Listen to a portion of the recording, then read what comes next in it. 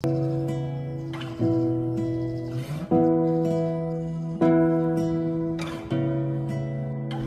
Everyone, good morning.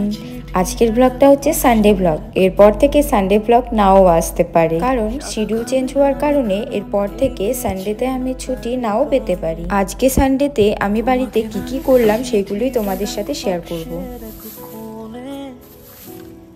সাদা খামের না লেখা নাম এঁকেছে তার গানে।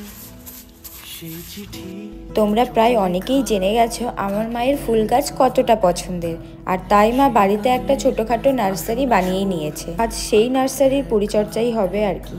সবার ফার্স্টে টবগুলোকে নামিয়ে জায়গাটাকে ভালো করে ঝাড়ু দিয়ে ক্লিন করে তারপর একে একে সব ফুল গাছগুলোকে টবগুলোকে ধুয়ে মুছে ভালো করে ক্লিন করে ওপরে রাখা হলো। তবে ফুল গাছগুলো এবারে সাজানো হয়েছে আমার ইচ্ছেতে, আমি যেইভাবে চেয়েছিলাম সেইভাবেই সাজানো হয়েছে।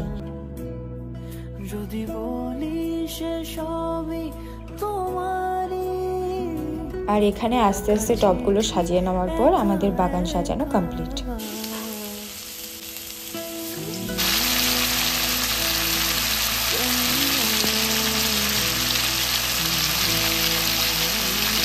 তারপর দেখো এখানে আমি বানাচ্ছি চিকেন। বাড়ি আসলে চিকেনটা প্রায় হয়েই থাকে।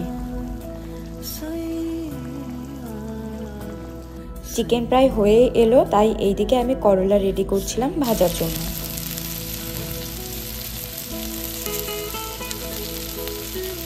কেউ কিন্তু বলবে না করলাগুলো পুড়ে গেছে, আমি ভেজেইছি ওরকম একটু লাল লাল করে, ঠিক আছে। এরপর বানাচ্ছি আমি আমের চাটনি। গরমের দিনে আমের চাটনি না হলে খাওয়াটা অপূর্ণ থেকে যায়। তো আজকের ব্লগটা এইটুকুই, দেখা হচ্ছে নেক্সট ব্লগে। ততক্ষণের জন্য বাই।